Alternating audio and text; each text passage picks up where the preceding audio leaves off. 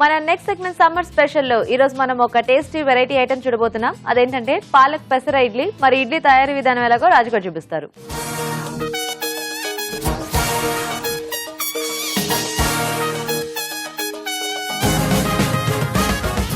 Okay, so ఇప్పుడు ఇడ్లీ రాజు గారు.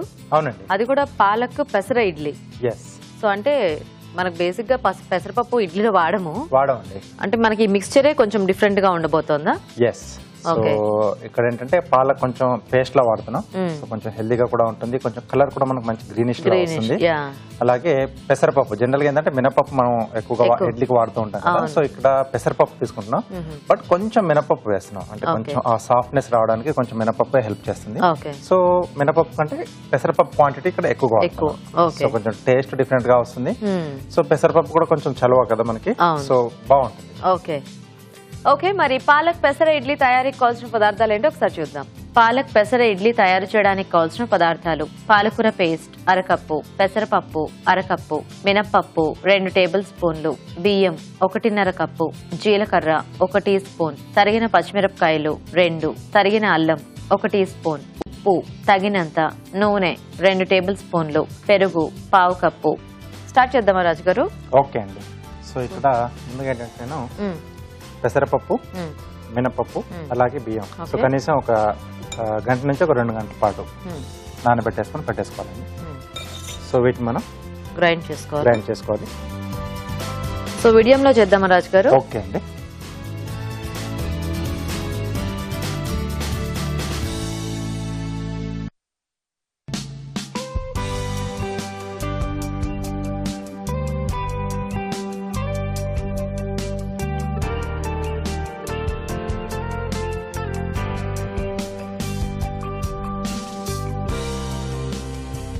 So ఇదేంటంటే మనకు కొంచెం ఇంట్లో వాడుకోవడానికి లైట్ వెయిట్ ఉంటుంది. సో కొంచెం ఫాస్ట్ గా కూడా వస్తుంది. అవును, ఫాస్ట్ గా గ్రైండ్ అయిపోతుంది. ఎక్కువ మనం మళ్ళీ అంటే రిపీటెడ్ గా చూసుకోవాల్సిన పని కూడా ఉండదు. ఓకే, సో వాటర్ కూడా ముందు కొంచెం యాడ్ చేసేసుకుంటే మనకి సాఫ్ట్ గానే వస్తుంది. సో ఈజీగా మూవ్ అవుతాయి. సో గీత గారు ఇప్పుడు దాంతో పాటుగానే మనం ఉప్పు కూడా దీంట్లో యాడ్ చేసేసుకుందాం. ఓకే, సో ఈవెన్ గా కలిసిపోతుంది అన్నమాట. సో ఈ పప్పుకు సరిపడా ఉప్పు.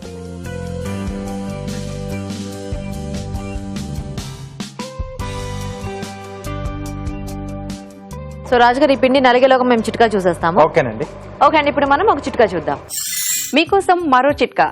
గొంతు నొప్పి, గొంతు గరగర వంటి సమస్యలతో బాధపడుతున్నట్లయితే సొంటి, జీలకర్ర ఈ రెండింటినీ కలిపి బాగా మరిగించి ఆ కషాయాన్ని తాగుతూ ఉండాలి. ఇలా తాగుతూ ఉన్నట్లయితే గొంతు నొప్పి, గొంతు గరగర నుంచి మంచి రిలీఫ్ లభిస్తుంది. ఓకే అండి, చిట్కా చూసారు కదా. సో ఇది అయినట్టేనా రాజు గారు? చూద్దాం ఒకసారి.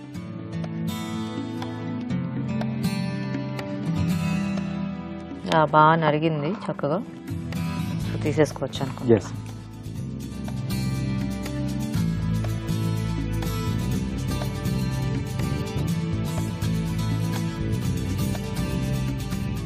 ఓకే, సో ఇది పక్కన పెట్టేసేద్దాం.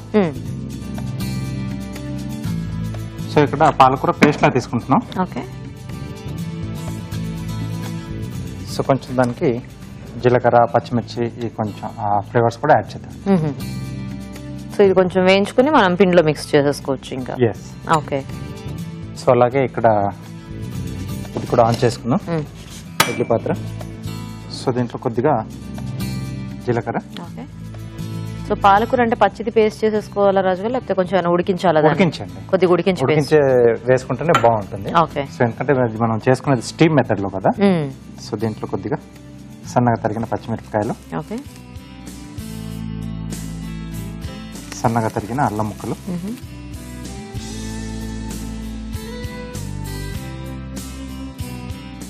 సో ఇది కొంచెం వేగిన తర్వాత సో మనం రెడీ చేసి పెట్టుకున్న పాలకూర పేస్ట్. ఓకే,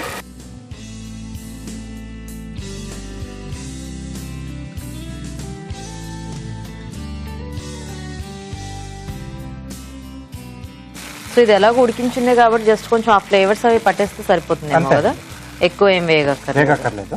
కాకపోతే ఈ కలర్ వల్ల మనకి చక్కగా ఇడ్లీ అంతా కూడా ఒక గ్రీన్ కలర్ లో వస్తుంది. ఓకే, సరిపోతుంది. ఓకే, సో ఈ బౌల్లో పిండి తీసేసుకున్నాం కదా, సో దీంట్లో ఈ పాలకూర కూడా షిఫ్ట్ చేసేసుకున్నాం. ఓకే.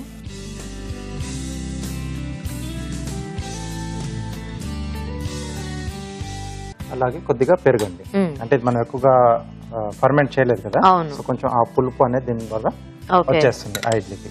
Okay okay. సో అంటే ఇది ఎప్పటికప్పుడు రుబ్బి మనం వేసేసుకోవాలి రాజు గారు, లేకపోతే మామూలుగా ఇడ్లీ పిండి రుబ్బుకున్నట్టు అలా ఉంచుకోవచ్చా? అలా కూడా పెట్టేసుకోవాలి, అలా ఉంచవచ్చు. ఉంచేసుకోవచ్చు. ఓకే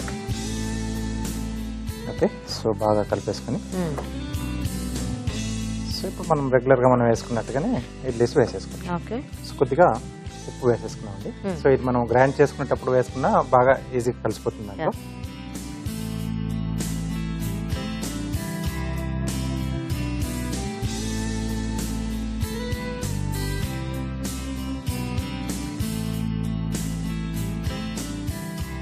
సో ముందుగా కొంచెం ఆయిల్ అప్లై చేసేసుకుంటే మనకి ఇడ్లీ ఈజీగా అంటే స్టీమ్ అయిన తర్వాత ఊడొచ్చేస్తుంది. సో మామూలుగా మనం మినపిండిలో ఈ పాలకూర పేస్ట్ అది యాడ్ చేసుకుంటే అలా కూడా వేసుకోవచ్చు? అలా కూడా చేసుకోవచ్చు. ఓకే. సో ఇక్కడైతే మనకి టోటల్ ఇడ్లీ టేస్ట్ డిఫరెంట్ గా ఉంటుంది, అంటే ఎక్కువ పెసరపప్పు వేసాం కదా. యా.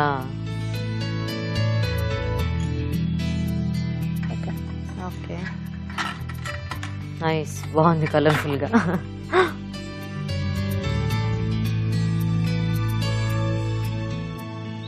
సో ఒక 10 నిమిషాలు అయితే మనకి ఇడ్లీ రెడీ. ఓకే. సో ఎలాగో టైం ఉంది కాబట్టి కార్వింగ్ చేసేస్తారా? ఓకే. సో కీరాతో బౌట్ చేస్తున్నానండి. సో కొంచెం ఇలా బెండ్గా ఉందైతే మనకు కొంచెం న్యాచురల్గా బాగా వస్తుంది. ఓకే. సో ఈ బెండ్కి ఆపోజిట్లో హెడ్ చేసుకోవాలి. ఓ.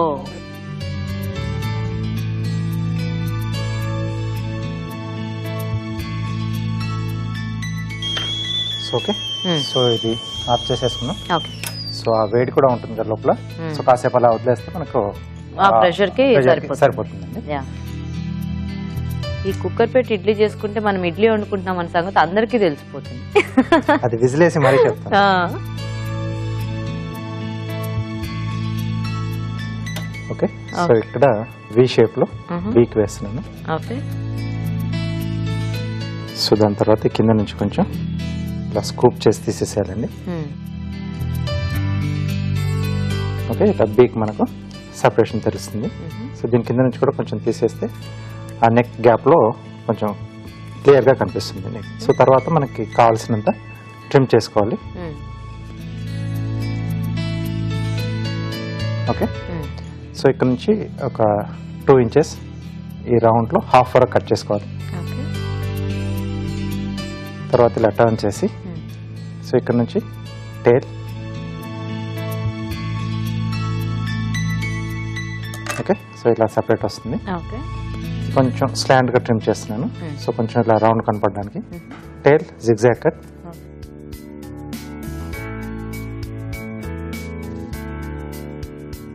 సో దీన్ని స్టాండ్ కూడా దీంట్లోనే ఇస్తున్నాను. సో ఈ దీంట్లోంచి వింగ్స్ తీస్తున్నానండి ఓవెల్ షేప్లో. సో ఇలా 2 స్లైసెస్ రావాలి. సో కొంచెం పీసెస్ అవి జాగ్రత్తగా కట్ చేసుకోవాలి మనం. ఎస్. అంటే లేకపోతే మళ్ళీ సపరేట్ వెజిటబుల్స్ తీసుకోవాల్సి వస్తుంది. సో దీంట్లోంచి ఉంటే ఒకే కలర్ లో బాగా కనిపిస్తుంది. వీటికి ఒకవైపు జిగ్జాగ్ కట్ ఇలా. సో దాని తర్వాత ఒక్కొక్కటి ఇలా సైడ్ లో కట్స్ అనేవి కిందకి రావాలి. టూత్ పిక్ తో ఫిక్స్ చేయాలండి.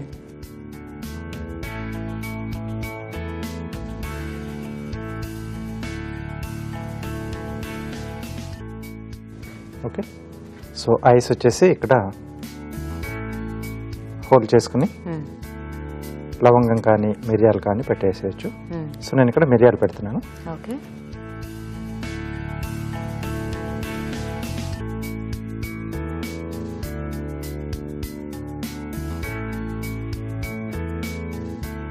Okay.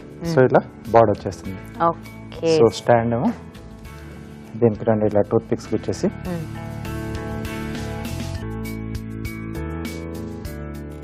Okay. Nice. Parrot ready. So ready అండి. మనం ఇడ్లీ చూద్దాం. ఓకే.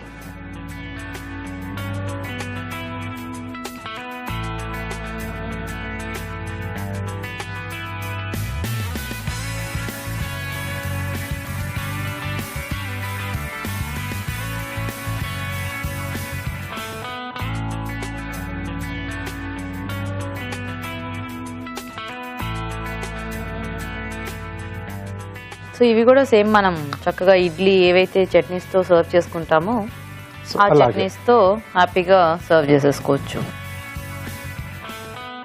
కాకపోతే ఇవి కొంచెం ఆ వేడివేడిగా ఉన్నప్పుడు తినేస్తేనే బెటర్ ఏమో, లేకపోతే అంటే కొంచెం చల్లారినా కాస్త ఏమైనా గట్టి పడతాయి. కొంచెం గట్టి పడుతుంది అంటే దీంట్లో అంటే పెసరపప్పు వాడాం కదా. యా,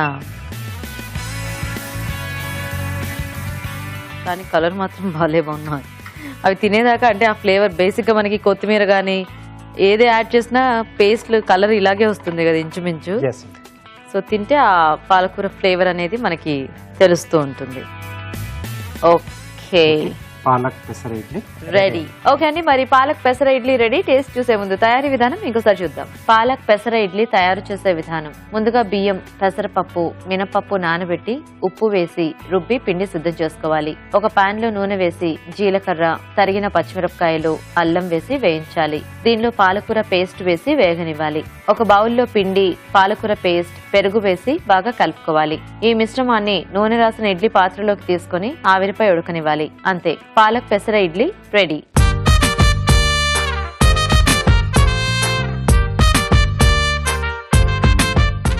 ఈ రోజు మన మొదటి చిట్కా: అలోవెరా జెల్ తరచూ ముఖానికి రాసుకుంటూ ఉండాలి.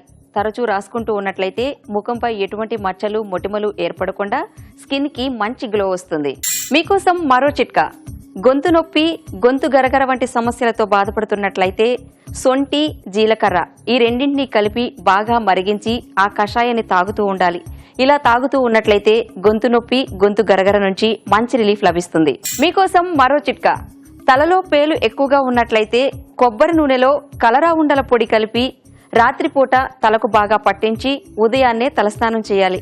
ఇలా చేసినట్లయితే తలలో ఉన్న పేలన్నీ పోతాయి. మీకోసం మరో చిట్కా: పైల్స్ తో బాధపడే వాళ్ళు రోజు కిస్మిస్ తినాలి. కిస్మిస్ తినడం వలన మంచి ఫలితం ఉంటుంది. మీకోసం ఎంటీఆర్ మసాలా వారి చిట్కా: అల్లం పొట్టు ఈజీగా రావాలి అంటే ముందుగా అల్లానికి ఆయిల్ రాసి కచ్చాబచ్చాగా దంచి కాసేపు ఎండలో పెట్టి ఆ తర్వాత పొట్టు తీసుకోవాలి. ఇలా చేసినట్లయితే పొట్టు ఈజీగా వచ్చేస్తుంది.